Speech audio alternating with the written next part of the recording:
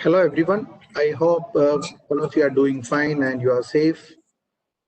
Um, in fact, after this so-called pandemic is come to a certain controllable situation, we are going to kickstart our the next academic year. And in this aspect, we have an important webinar today. And as you know, these days industry has been little particular about the skill set of the students who pass out from MBA program. And we at St. Joseph's College, we thought that the students of our MBA program should be equipped with certain skills which will enhance their employability. So in this aspect, we have today with us Mr. Amit Choudhary. He is the data analytics solution expert from the KPMG, designated as assistant manager, and he's looking after the business excellence practice at KPMG India. And just to speak a little bit about Mr. Amit, I'm very happy to introduce him. He's a specialist in this area since almost 13 years. He is basically a postgraduate diploma holder in data science from Manipal University. He also holds an MSc in international business and a Bachelor of Technology in Electronics and Communication. And he's a certified Python and business strategy and a data analyst professional. To his credit, he has got more than 500 personal professionals trained in data analytics as an expert, and he's well versed to handle this session, I believe. And there is a lot of insights that he'll be sharing with us. I hope you all will have a fruitful session, and we look forward to Mr. Amit Choudhary in the data analytics field, what he's going to share with us. You are free to raise questions. You can post it in the question answer box at which you can see in the right side of your screen. At the end, there will be a feedback session, which I'll be just sharing a short link. I request all of you to give your feedback, which will enable or help us in conducting such sessions in the future. So thank you all for your participation and interest in this webinar. I hand over this session to Mr. Amit Choudhary. Thanks, sir. Thanks a lot for a wonderful introduction. I hope I'm audible. Yes, Amit. Perfect. Let me just start the day with a small walk around. Let me just take a confirmation that my screen is also visible. Yes. It's visible. It's fine. I think you can go to the slideshow. Yes. Fantastic. Well, I think you know about me. I'll be taking a small brief session in terms of how this entire world is looking for data science as a next major change in terms of giving them, in terms of creating solutions across various verticals of organization. A couple of key questions which comes in mind whenever people think about data science, and to be very particular, the first question which pops up in most of the mind is that, is this a technical, kind of an skill? Where do I need to learn a lot of coding and all that stuff? And, me as a manager, will it really suits my career? And so on. So what we will do in this next 1 hour and so, we will try to answer various questions that where does data science fits for the managers, and especially the people from kind of a management background like MBA and all that. So how does this people fit into an umbrella of data science? Now, to start the day, I have divided this presentation, or I would say this session, into 2 parts. One, we will understand, is it really necessary for organizations to depend on data science? And when I say we will try to understand, 1 second, I think I was just trying to pop up Okay, I think the screen is fully visible. Yeah, now it's fully visible. Thanks. Yeah. So we will try to understand, is it really necessary for organizations to invest so much and heavily in this entire concept of data science, which can basically help them in terms of breaking those silos of data which is available with different verticals, and why should they do that? So that's the first thing we will try to answer. The second thing we will try to answer, once we are convinced with the first part, is that what exactly is a data science and what kind of skills, organizations look from the people who want to work in data science as a professional. So we will have a kind of a deep dive in terms of understanding various skills, requirements, and all that stuff from a data science as an industry. Well, to start, let me just say that let's follow some ground rule for this webinar so that it goes as smooth as possible. Of course, we all are working from home, so I would request you guys, please keep your mics on mute. And in case if you have any queries during the session, I would request you guys can drop that in the chat window, and I will definitely look that and try to answer. I would also request that some of you I could see, is attending this through a phone. So, I would request for next 1 hour, please do not attend any of the calls. Okay, it may create some kind of a disturbance, or I would rather say it may create some kind of a loss of information for you as an individual. Well, the end of this session, I will take 5 to 10 minutes of one-to-one questions from each one of you. Whatever it is, I'm not going to keep that 5 to 10 minutes time just to ask me the questions related to this webinar theme, what we are covering today. If you have any other questions related to data science as a career, data science as an industry, data science as a solution, I would be happy to answer you all those, right? In between, if you are not able to see the screen or listen to videos, please put that in the chat window. And as all of you know that we are working from home, there could be a power interruption in between. So don't worry. If you are not able to hear me, just wait for 1 to 2 minutes, and it will take hardly 1 to 2 minutes for the the internet modem to reboot. Okay, please don't go away. I'll be back in max 2 minutes in that part.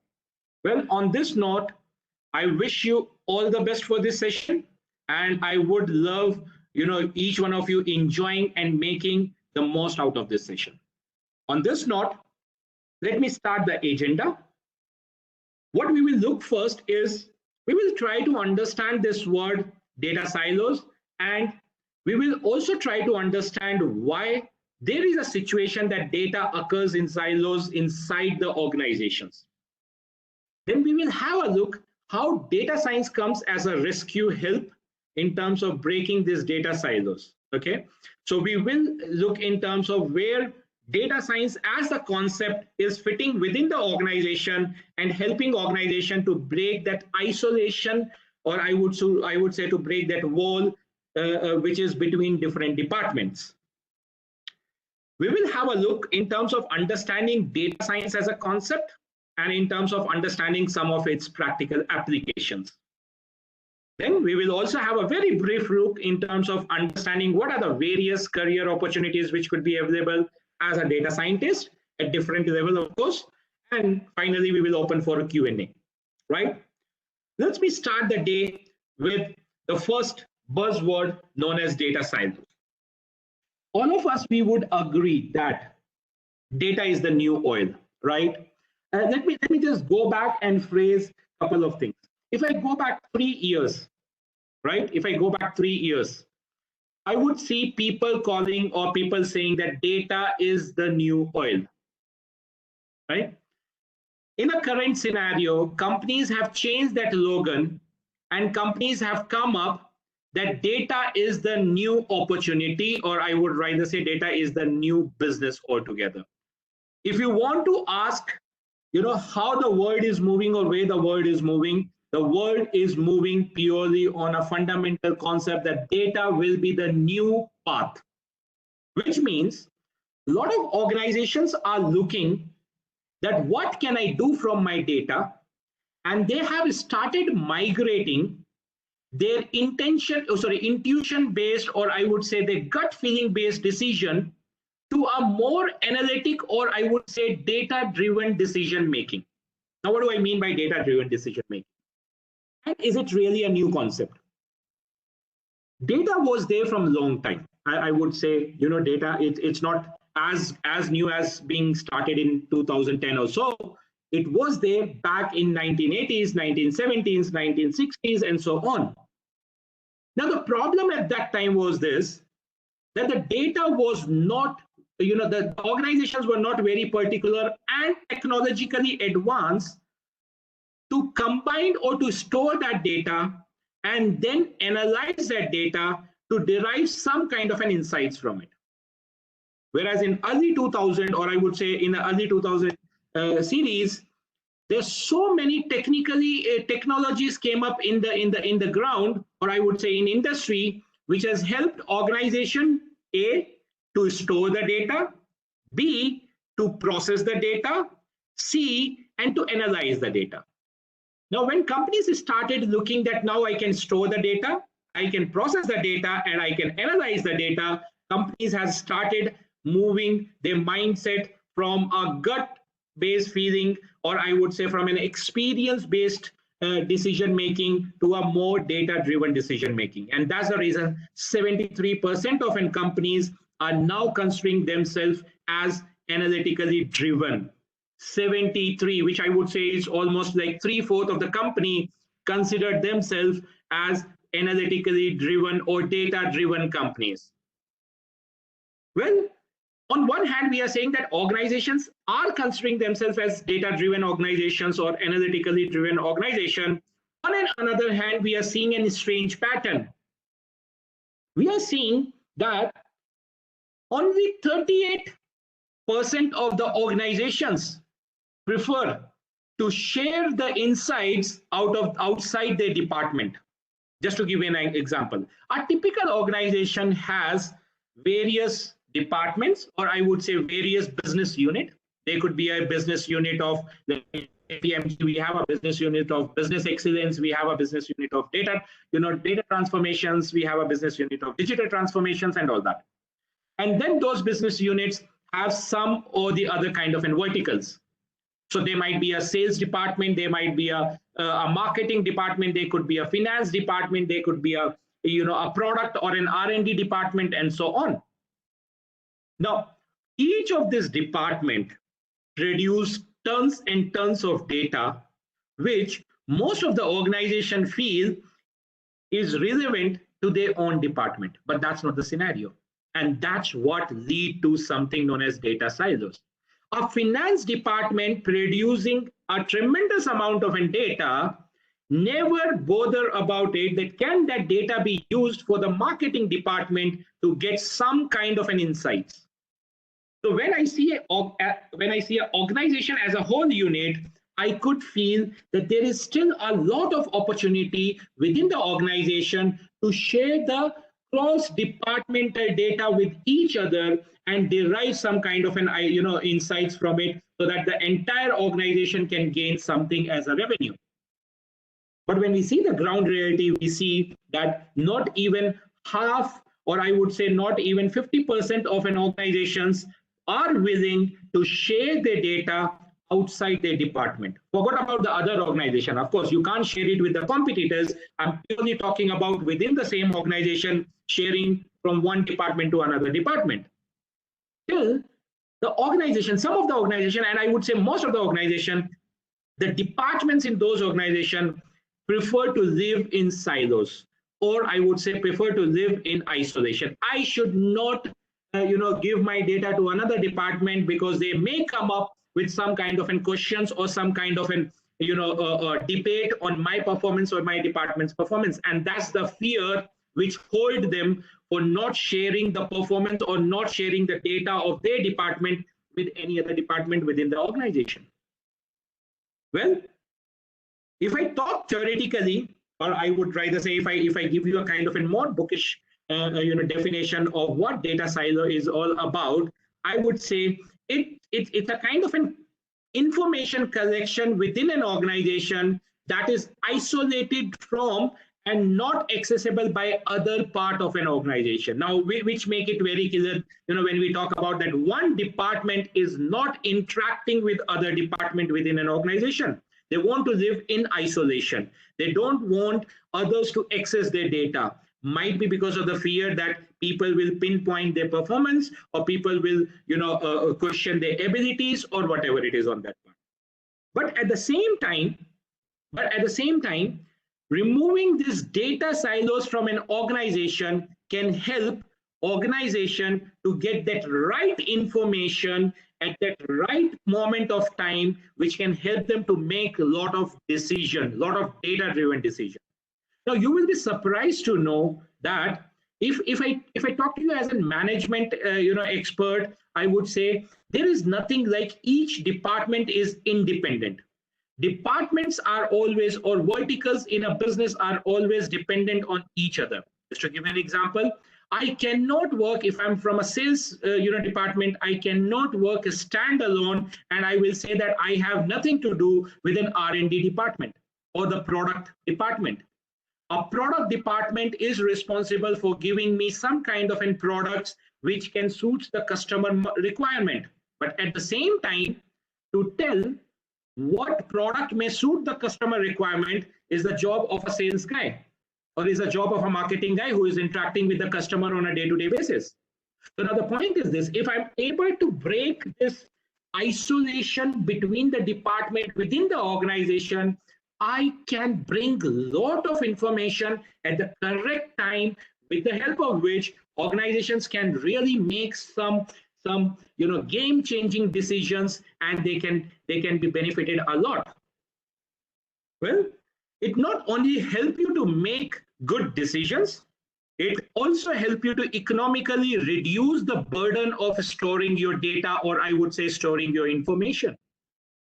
If I start storing the information of each department separately, then I would see that I might have to have one dedicated database for finance department, one dedicated database for marketing department, one dedicated database for HR department, and so on, which is again a duplication of information and a redundancy which comes in an information, which can cause a lot of money for an organization to store that data, right? And that's what we try to do when we say we try to break this data silo within an organization. We try to bring that connection between the departments so that the information becomes a uniform information for all the departments. Everyone is aware about what is going on in each other department as well as in the entire organization, and we try to reduce the cost which was there because of this silos and duplicated information storage. Well, if we understood the definition of what data silo is all about, let's quickly see why do we feel that this data silos occurs in organization. Why can't organization live without it? Now, there are few reasons which is purely a behavior reason. I would rather say it's purely a organizational culture based reasons behind this. And then there are also technologically driven regions behind, the logics behind it. Let me just take one of them. The first and the foremost is a purely human-based or organizational cultural-based reason why these data silos are occurring within organizations. If we go back and we go to a couple of organizations, we always see that some of the, I'm not blaming all the senior managers. Some of the senior managers are so introvert that they try to work in a very hide and seek manner within the organization. They are never open in terms of expressing or in terms of letting other people know what is going on in my in my department. So that's a kind of an cultural behavior which causes this kind of data silos, or I would say which block the flow of a data to flow from one department to another department within an organization. The second is, of course, the structure of an organization. Some of the organizations are very open. For an example, my organization where I'm working right now is very open. I know what is happening in a different department at this moment of a time because I do have an access to see what kind of deals they have done, what kind of scope they have identified in those deals, and so on. But then there are organizations who feel that a specific layer of employees should not be given a priority to see the data from other department or cross-departmental data and so on. Now, I'm not saying that is bad. I'm not trying to justify that that is bad and the other one is good. All I'm trying to say over here is that if I can somehow reduce this entire organizational structure, at the same time, can I also share the data from one department to another department without hurting anybody's ego or without hurting anybody's prestige issue in an organization where the layers matters a lot, where the layers of an organization matters a lot, which means where the layer between the senior managers and an executive matters a lot. In such kind of a structured environment, how can I share the data within an organization, the various departments, without disturbing that structure? That's the biggest challenge. I would say not only the challenge of a structure, it's also a challenge of a human psychology, because people do take things on ego, people do take things on prestige, and so on. But yeah, that is the second reason why these data silos occur. Third is purely a technology reason. Now, when I say a technology reason, it might not be, it might not be feasible to say that all the departments within an organization are equipped to handle the data. There might be departments which are technologically very advanced. So if I take a department of IT, if I take a department of transformations, if I take a department of digital transformations and all that stuff, they are well equipped in terms of storing their data, processing their data, and analyzing their data. But if I take departments like HR, if I take departments, to a certain extent, might be an operation department or a very simple, a facility department, okay, which provides the facilities to an organization like office boys, or might be, other people who are working at a great pay skills, right? Those departments are not very much equipped with technological part to handle their data, or I would rather say to store their data, to handle their data, and to analyze their data. And that's also create a kind of a data isolation within organization. Now, the point is this: then how do I remove this, this entire problem of data isolation or data silos from an organization or from a department? If I take a typical example, I'm going to show you how organizations were looking, might be 2 to 3 years back when they were working on data, versus how the organizations are looking now when data science as a concept has become very popular in each and every organization. Well, this is how organizations used to work some 3 to 4 years back, to be honest, okay, where I had my individual departments. Let's say I have a department of a marketing, I have a department of a finance, and I have a department of a supply chain. Now, the information or the data which used to get generated within these all departments used to get processed within the department, and the people from the department used to process those data, give some kind of an insights, and the insights was purely up to the level of, might be, let's say, if it is a marketing department, it can highest it can go is to the CMO, which is the chief marketing officer. If it is a finance department, it goes and stuck to CFO, which is the chief financial officer. And if it is a supply chain, it will go to CPO, which is the chief procurement officer. Well, now it was purely in this old structure of an organization, this was purely in the control of CMO, CFO, or CPOs, should they pass the information to other department or not, right?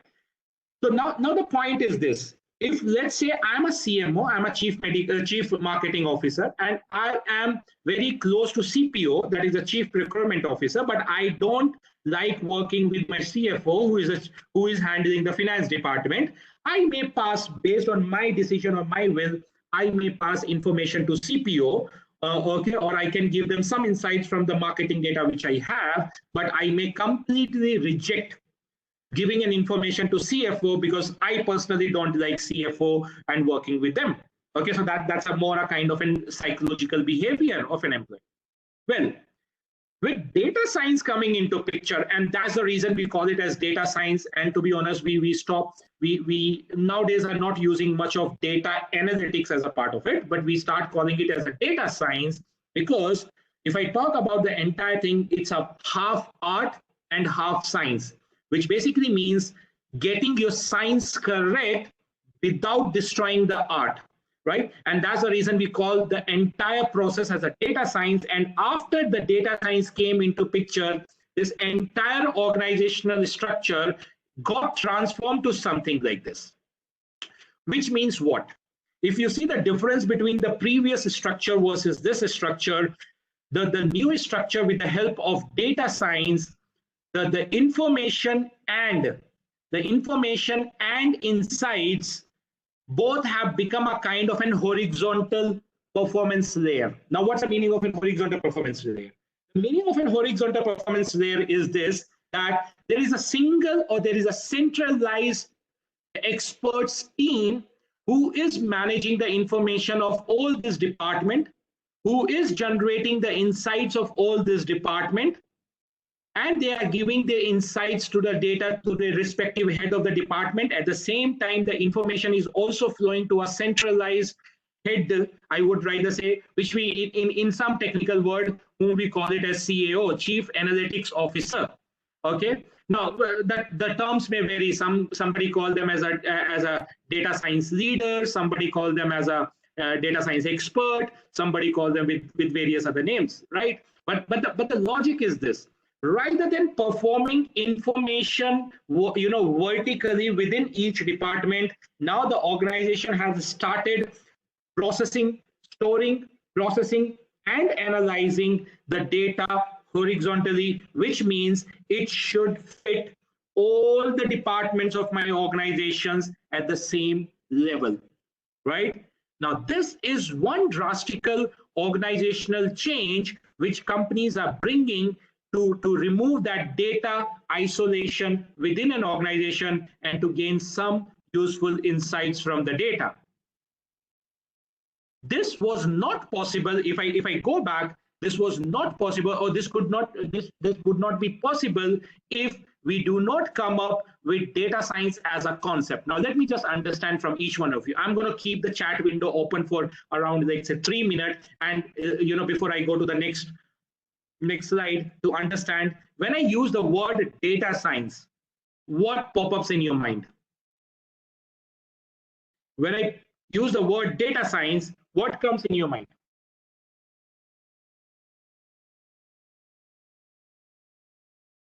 You can write your reply in the chat window, or you want to unmute yourself, you can unmute and speak also.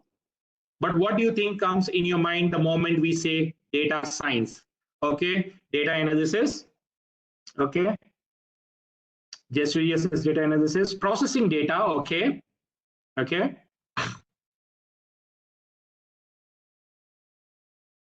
All right. Anyone else? AI. Okay.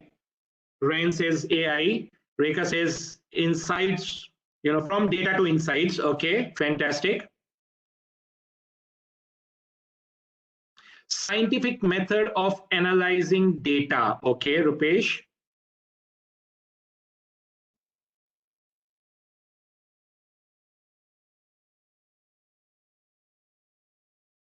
Okay. All right. Let me modify my question and ask you a slightly tweaked question.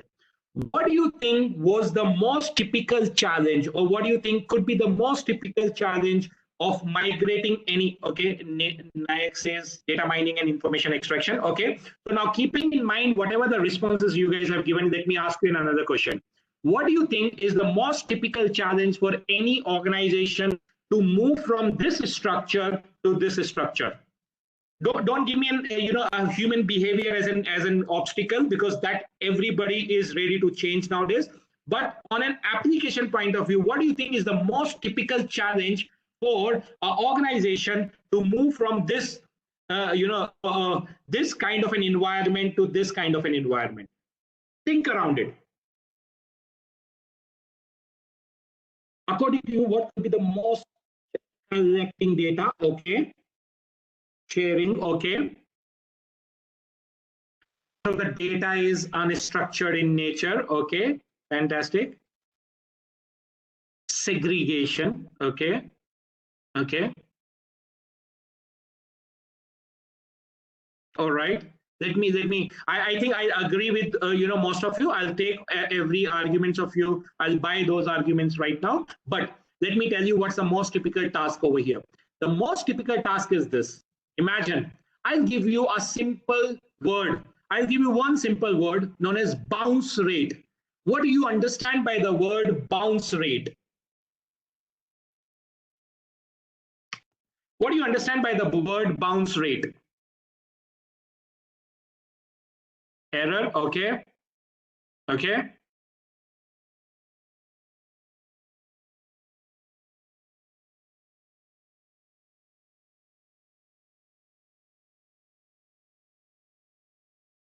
Time for upgradation, okay.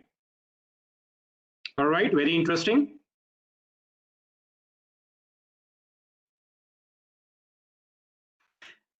And that is the problem of migrating from this environment to this environment, guys, because the word bounce rate basically is used in terms of understanding that how many people actually came on my website. Exactly, that's a particular thing. Visitor word, exactly. I think Tanshif is correct on that. Bounce rate is used to analyze how many people actually visited my website and went back without making a purchase. Okay, so if I'm working for an e-commerce department, or let's say I'm working for a sales department which are selling a product through a digital platform, me as a data scientist should have an understanding of the KPIs. We call them, in a management language, we call them as KPIs, right? Sorry, we call them as a KPIs.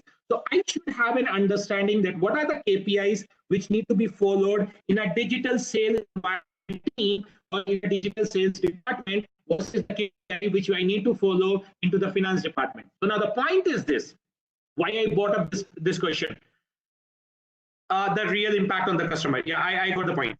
So let me just tell you why I brought this question over here. So the most typical challenge for any organization to migrate from this part to this part was not only getting the people who are technologically advanced, who know how to do the coding, but they also need to get people with the skills who can understand business along with the data. And that becomes the toughest challenge, and that's where the entire domain of data science came into picture. If I talk about the data science as a domain, okay, I'm going to come back to this 2 minutes from now. I'm just skipping this slide. I'm going to come back to that slide 2 minutes from now.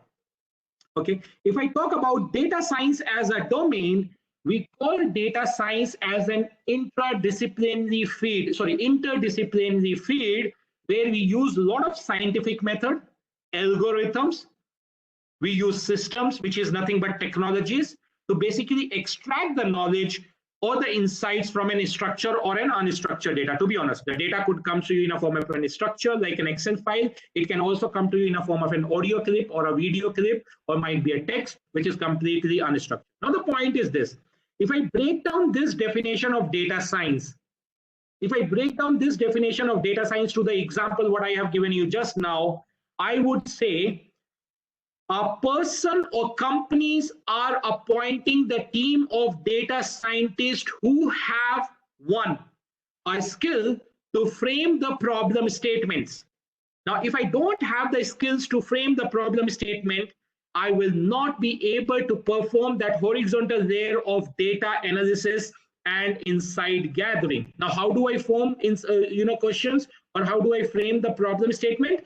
I frame the problem statement when I have an understanding of business strategy, right? So the people who call themselves as data scientists, they must come with a background, or they must have a kind of an skill set where they can understand the business, right? That's the first skill which is required, domain knowledge or business knowledge. Second, we require, so when you talk about data scientists, you require the skills to handle certain technological sides, might be a scripting language like R and Python, which is very simple for the people to learn from a business background. Okay, they are not R or sorry, they are not like your C and Java. They are very, very simple to learn from a data science point of view. But you must have a background, or you must have a knowledge, or you must try to learn any of this scripting language which can help you for data wrangling. Data wrangling is another word which is being used for data processing and cleansing. Now, I will ask you a question. Why don't you think that Excel can work in the entire data science? Why can't we just depend on Excel, Microsoft Excel in the entire data science? Why do we need to depend on the scripting language like R or Python?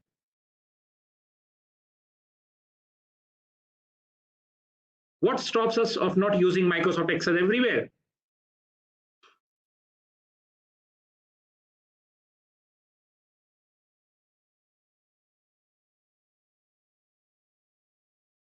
Okay, and incomplete data. Okay, what else? Incomplete data. Okay,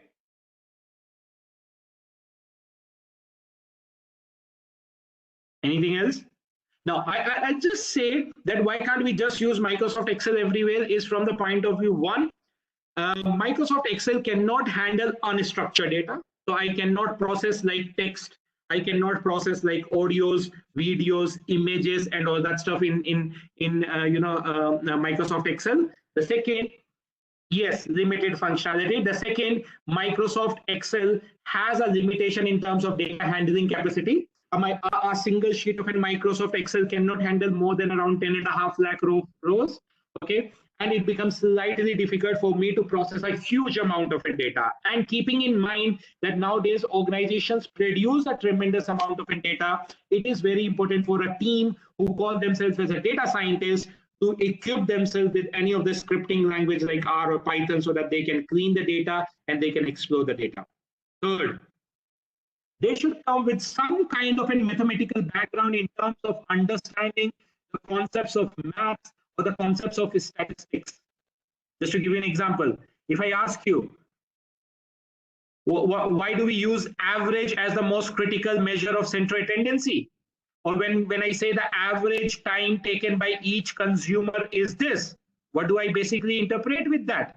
So exactly the mean, right? So now the point is this: we all know how to use mean and all that, but what our data scientists are looking for or data engineers are looking for is, in terms of having a slightly more in-depth knowledge on this inferential statistics. What do I infer if I get a mean of around, let's say, 13.8 from a maximum value in my data set, which is 40? Right? So what do I infer with that? So I need to have some kind of a mathematical background as my third skill, or I should learn them. Fourth, I should have a kind of a background or the learning. Why am I using the word as a background or the learning? Because it's not necessary that everyone comes with a background of these skills. They develop these skills by learning some kind of training programs.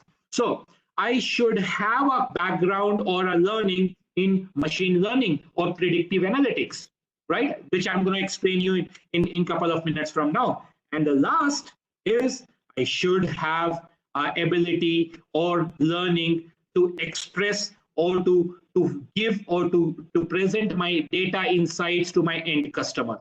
And that's where the skills like data visualizations, storytelling are very critical. If I bundle all these 5 skills into 3 key components, this is what the data scientists are required to do. This is what the data scientists are required to do in an organization. 1, they should be from some kind of an IT background or a knowledge, some kind of a business understanding or domain understanding, and some kind of a mathematical understanding or statistics as an understanding part. Right? Now, we'll also have a look in terms of understanding when we talk about data science, what are the different verticals of data science altogether available. We will divide, or we can divide data science completely into this 4 categories. Okay, we'll not go into deep in that because that's where the entire day can go. Well, the first and the very basic kind of an analytics or analysis which a data science team perform on any organization's data is known as a descriptive analytics. Now, the point, or in the simple word, if I have to say what our descriptive analytics is all about, I would say it is where I try to find out what has happened with my organization. So I try to go back into the past, take the past data, deep dive into the past, and try to understand what has happened with my organization in the last 5 years, in the last 10 years, in the last 2 years, or whatever it is. The second kind of an analysis which we normally perform is also known as diagnostic analysis, right? The question which I try to identify from diagnostic analysis is, if something has happened to me in the past, why it has happened, right? Why it has happened. All right, that's what we try to figure it out with the diagnostic analysis, the reason why it has happened to me in the past. Then the third thing which comes into the picture is a predictive analytics, which basically says, if you continue, hear me out very carefully, right? A predictive analytics basically says, if you continue doing what you were doing in the past, where will you land up in the future? If you continue doing what you were doing in the past, what will be your future? That is what called as predictive analytics. And then the last part of the predictive analytics is something known as prescriptive analytics, which we normally say, I'm not happy what I will achieve in my future. So for example, if you continue doing the business what you were doing in last 5 years, by the end of December 2020, your company may achieve a $1 billion of revenue, but you are not happy with that. You wanted to achieve a revenue of 1.5 billion. Now, what steps should I take? What prescriptions should I give to my management? Or what action plan I should give to my management based on the data, so that I can get that additional 0.5 billions of dollars to achieve my desirable target? And that is what called as a prescriptive analytics. So when people work in data science as a team, they work in different verticals. Some of the people are fully focused on descriptive analytics, diagnostic analytics, whereas there are people who work on predictive analytics, machine learning, artificial intelligence as a part of it, and prescriptive analytics, which is nothing but your deep learning, neural networks, and so on. We'll not go into the technical side of it, but yeah, this is the complete picture which helps you, or which helps organization to achieve, this structure. A uniformed or a centralized data science team performing on insights from the data across different departments to remove that data isolation or data silo. Now, how do we do that as a data science team? How do we do that? We do that by first and foremost integrating the data. There cannot be different source of collection of data, for different department. There will be only one centralized source of data collection, irrespective of the department. Then we set up something known as a centralized analytics team. So now there are not going to be any individual people working in individual departments as an analytics experts. There are centralized teams working across different verticals, taking care of analytics for them. We create centralized data policies, which means what level of information should be visible to assistant manager, what level of information should be visible to a head of the department, what level of information should be visible to might be the CEO or the CFO. So we create all those centralized policies which are uniform across the department. And then we look forward for cross-department opportunities. We give opportunities to different departments based on the insights from different departments. Just to give you an example, in our department, we get clients, from other departments as our opportunities. For example, let's say there is a deal which has happened between a department ABCD and a company XYZ. Now that department come to know about that they are also looking for some kind of a data science solution. So they give us those opportunities to us through a centralized system. We have a system known as a central procurement system, which basically gives such kind of an opportunity from one department to another department. So we work a lot on in terms of generating those opportunities which can be fed to other departments. We create a centralized and open reporting systems, which basically means we data scientists are responsible in terms of creating a centralized reporting systems which can be visible to the all employees of an organization at a different restriction level. If you are the head of the department, you may see slightly more information. If you are an assistant manager, you may see slightly lower information. But yes, the information is visible to the entire department across the people. Last, we increase our cross-department collaboration. Now, by doing all these things, departments comes close to each other. People working in different departments start mingling with each other, start talking about their data, because now the data is open to everyone. They start talking about their problems, they start talking about their opportunities, which benefit the overall revenue of an organization. Right? That's what our data scientist team does. To give you a sense how we do all this, how we do all these things, we start something by using the source of data. So we collect data from a centralized system. We conduct some kind of a descriptive analytics on this. Once we get an idea what has happened to that particular department or information in the past, we try to figure it out why that has happened in the past. And once we get an idea why that has happened in the past, we try to predict up to where the department can go in the future. And based on that, we create a kind of an real-time visualization, dashboards, real-time charts, and all that stuff.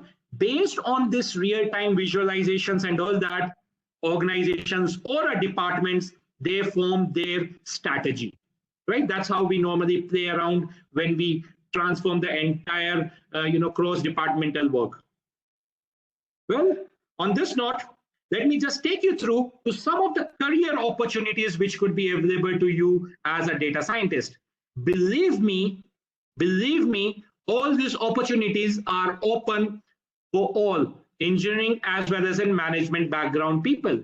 We've been working with some of the leading management institutions like IIMs and all that, where we exclusively go and conduct, their training program on big data, the training program on statistics, training program on programming languages with R and Python, because they have realized that managers sooner or later would require the skill sets to gain all this information if they really want to become a data-driven manager rather than just a traditional manager. Right? So these are some of them: data scientist, data engineer, data analysis. These are some of them, but there is a tremendous amount of opportunities which are available across the organization.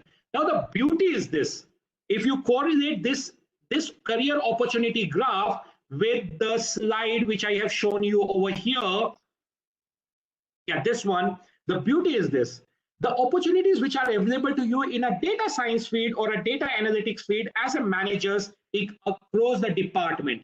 You could become our data analytics experts for the marketing. You could become a data analytics expert for the finance. You could become a data analytics expert for the supply chain, or might be for an IT, and so on. So it is not a vertical opportunity system which is available for data scientists. It is a more a kind of an horizontal opportunity which is available across various departments.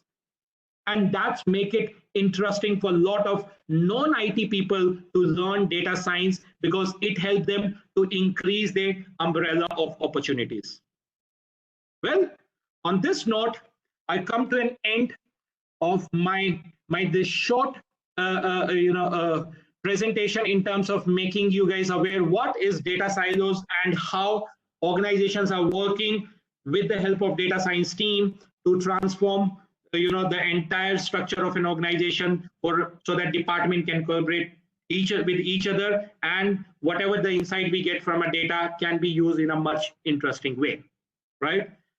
I'm open for your Q&A, and whatever the queries you have related to what we have covered, or even if you need to know something else which we have not covered as a part of our data science team.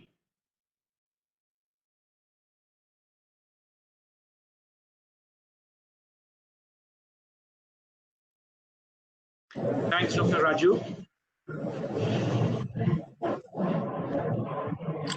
Request participants, if you have any doubts, to please clarify now. Please post your questions.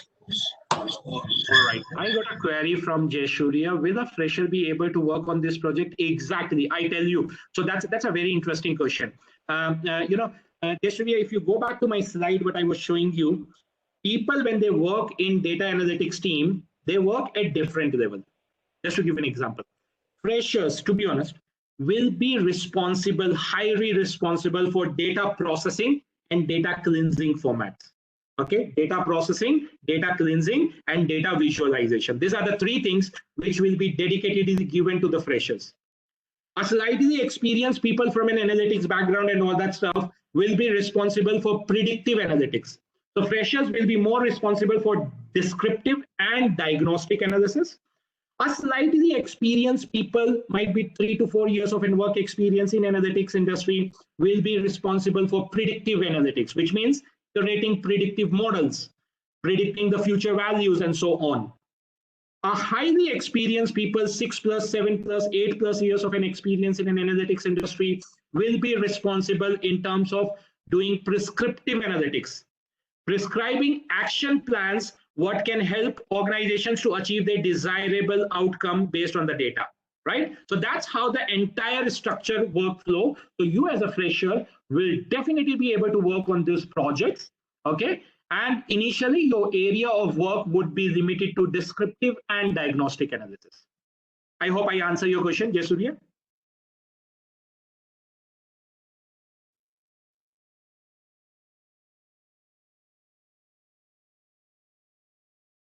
Perfect.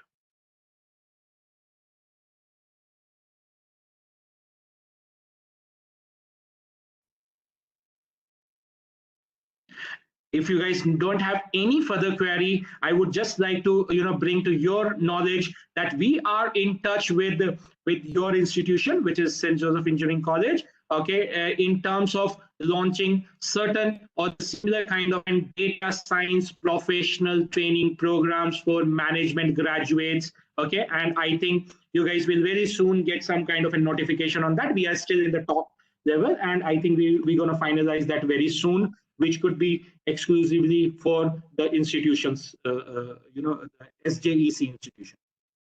Can you please give your insight on causation analysis? Yes, I can give you an insight on your causation analysis, Rekha. That's a very interesting part which has come from your side. Most of us, we kind of mix correlation with causation. Right, the moment we see a correlation in the data, now this may become a slightly more scientific, or I would say mathematical for other team, but yeah, just try to understand. The moment we find a correlation between the data, we are very happy, right? We are so happy that my data is related with each other. Just to give you an example, let's assume out of the 7 days, 5 days I wore this red t-shirt, and all those 5 days it was raining in Bangalore. I'm going to see that there is a high correlation between me wearing this red t-shirt and raining in Bangalore, but that's just a correlation. Now, the analytics doesn't work, or the data insight doesn't work only on correlations between the data. It also works on something known as causation between the data. Is there actually a causation of the rain in Bangalore because I'm wearing this red t-shirt? And that's what we call it as causation analysis. Now, to perform this causation analysis, we can use various techniques. Some of them is like A/B testing. We use A/B testing to perform some kind of causation analysis on a live streaming data, or might be on a software side. For example, if I have created a new website of the institution, and after creating a new website of an institution, I could see that there are a lot of people who are coming on my website. I need to understand, is the footfall increment in the number of people coming to my website is because of that additional feature which I have given in my website now. I can also use the second techniques, which are also known as hypothesis testing. I'm so sorry. One second. I don't know how to remove this. All right. I'm so sorry with this. All right. Now we could also use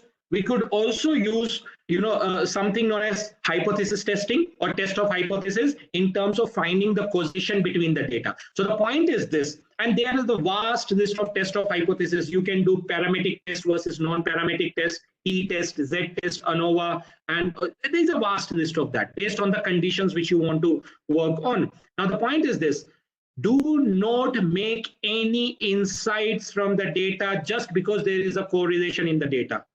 If there is a correlation in the data, please go back and also do a check for the causation. And if there is a causation in the data, then only you can make some kind of an insight on that. Right? Did I answer your question, Rekha?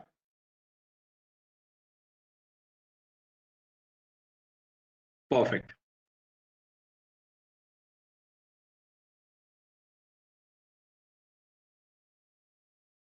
In fact, causation analysis is one key parameter which our data scientists should be aware of.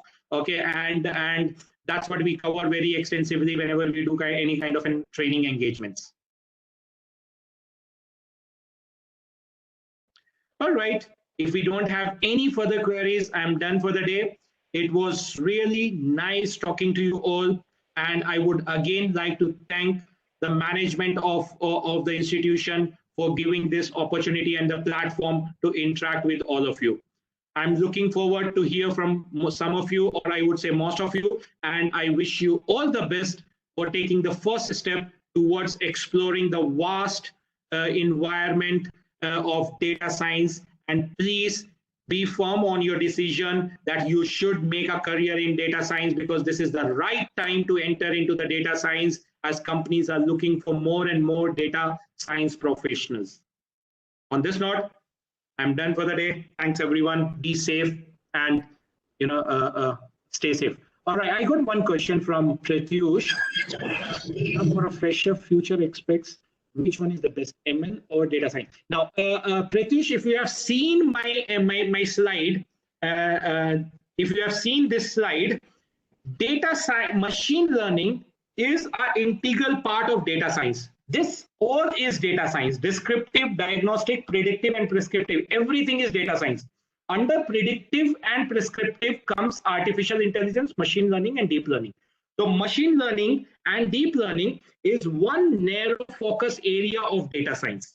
Okay, so you can basically say data science is the entire vertical, and one narrow focus area of that is machine learning and deep learning. So how do I start? As a focus area in the data science, I start with descriptive diagnostic.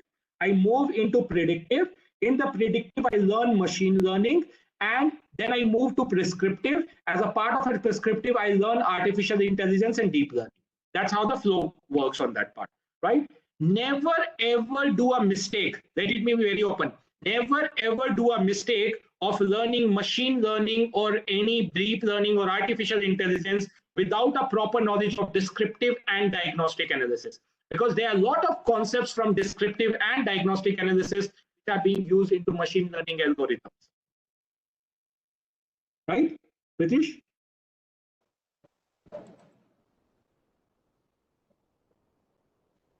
Perfect. Okay, I think we are done. Hope all of you had a very good session, and it was really informative. I would say I would request all of you to share your feedback. I'm shortly posting a link. Please click on the link and then share your feedback. And thank you all for attending this session.